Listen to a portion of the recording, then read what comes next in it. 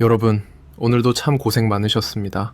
아침 일찍 일어나 가족들을 위해 국을 끓이고 다 커버린 자식들의 뒷바라지에 이제는 늙어버린 부모님의 병수발까지 평생을 나보다는 남을 위해, 가족을 위해 살았습니다. 그런데 문득 잠자리에 누워 천장을 바라보면 가슴 한구석에 찬바람이 쌩하고 지나가지 않던가요? 나는 할 만큼 했는데 왜 저 아이는 나를 귀찮아할까? 친구들에게 온갖 정성을 다 쏟았는데 정작 내가 힘들 땐 왜 아무도 곁에 없을까? 억울하다 못해 피눈물이 날 지경입니다. 흔히들 이런 팔자를 두고 다 해주고 욕먹는 팔자라고들 하지요. 그런데 여러분, 저는 오늘 조금 잔인하지만 꼭 필요한 말씀을 드리려고 합니다. 여러분이 지금 겪고 있는 그 외로움과 배신감은 여러분이 운이 없어서도 상대방이 나빠서만도 아닙니다. 바로 여러분의 뇌가 설계한 지독한 함정에 빠졌기 때문입니다. 심리학에서는 이를 병적 이타주의라고 부릅니다. 남을 돕는 행위가 오히려 자신을 파괴하고 관계를 망치는 독이 된 것이지요. 왜 당신의 헌신이 비수가 되어 돌아오는지 그 비밀을 전두엽과 거울 유런이라는 과학의 렌즈로 들여다보겠습니다. 만약 여러분이 오늘도 누군가에게 상처받고 내 팔자가 그렇지 뭐 하며 한숨 쉬고 계신다면 이 이야기를 끝까지 들어주십시오. 오늘 이 시간이 끝나면 여러분은 평생 쓰고 있던 착한 사람이라는 무거운 가면을 벗고 비로소 자신을 위해 숨쉴 방법을 찾게 되실 겁니다. 우리 뇌에는 거울 뉴런이라는 아주 특별한 신경세포가 있습니다. 타인의 고통을 보는 것만으로도 내가 아픈 것처럼 느끼게 만드는 공감의 세포이지요. 특히 희생하며 살아온 우리 세대들은 이 거울 뉴런이 비정상적으로 예민해져 있습니다. 자식의 한숨 소리에 심장이 덜컥 내려앉고 배우자의 짜증 섞인 말투에 밤잠을 설치는 이유가 바로 이 때문입니다. 문제는 이 공감이 지나치면 뇌의 사령탑인 전두엽이 마비된다는 것입니다.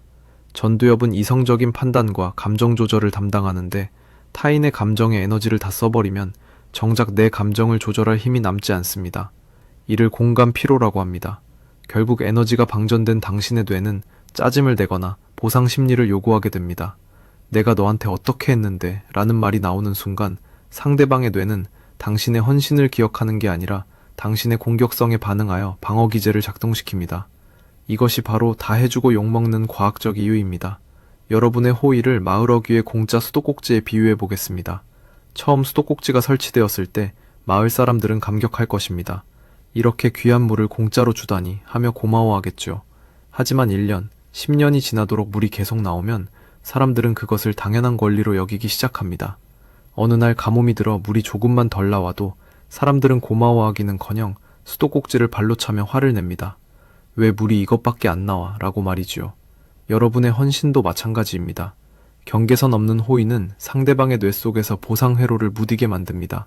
심리학에는 쾌락 적응이라는 용어가 있습니다. 아무리 좋은 자극이라도 반복되면 뇌는 그것을 기본값으로 인식합니다. 처음엔 감격스러웠던 당신의 희생이 일상이 되는 순간 상대방의 뇌는 그것을 행복으로 인지하지 못하게 됩니다.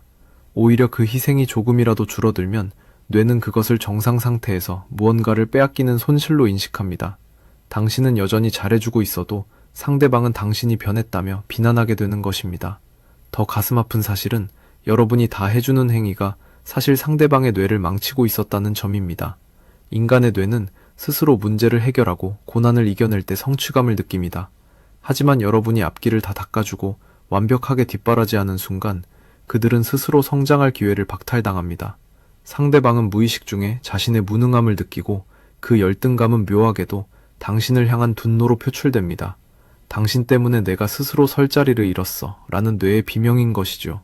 그렇다면 어떻게 해야 할까요? 비행기를 타면 위급 상황 시 산소 마스크가 내려올 때 반드시 보호자가 먼저 쓰고 그 다음에 아이에게 씌워주라고 합니다.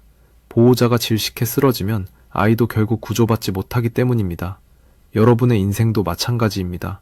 여러분의 뇌가 공감 피로로 질식해 가는데 누구에게 산소를 나눠줄 수 있겠습니까? 지금 여러분에게 필요한 건 건강한 이기주의입니다. 먼저 무너진 울타리를 다시 세워야 합니다. 타인의 부탁이나 요구가 들어올 때 앞으로는 3분의 법칙을 적용해 보세요. 잠시만요. 제가 지금 바로 답하기 좀 어려운데 3분 뒤에 다시 말씀드릴게요. 이렇게 말하고 잠시 자리를 피하는 겁니다. 이 3분 동안 불안을 담당하는 편도체의 불길이 가라앉고 이성적인 전두엽이 깨어납니다. 내가 이걸 하면 얼마나 피곤할까? 객관적으로 판단한 뒤 미안하지만 이번엔 어렵겠어 라고 말하는 순간 여러분의 전두엽은 처음으로 나를 지키는 승리를 경험하게 됩니다. 또한 타인의 인정에 목매던 보상회로를 청소해야 합니다.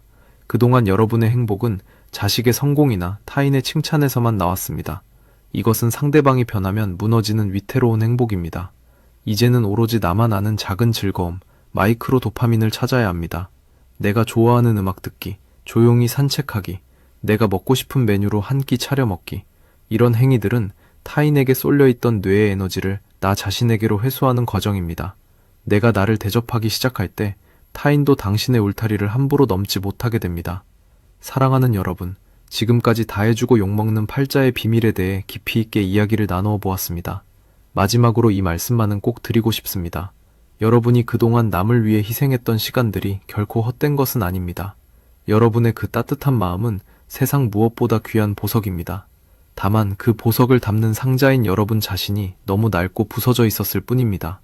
이제 더 이상 내가 전생에 무슨 죄를 지어서 라고 자책하지 마세요. 여러분은 죄를 지은 게 아니라 너무나 따뜻한 마음을 가진 나머지 자신을 돌보는 법을 잠시 잊었을 뿐입니다. 이제 그 귀한 보석을 남의 집 마당에 뿌리지 마세요. 여러분의 마음밭에 먼저 심으세요. 여러분이 평온하고 행복해질 때 여러분 곁에 남는 사람이야말로 진짜 여러분을 사랑하는 사람들입니다. 평생 착한 사람이라는 이름의 감옥에서 고생 많으셨습니다. 이제 그 문을 열고 나오셔도 됩니다.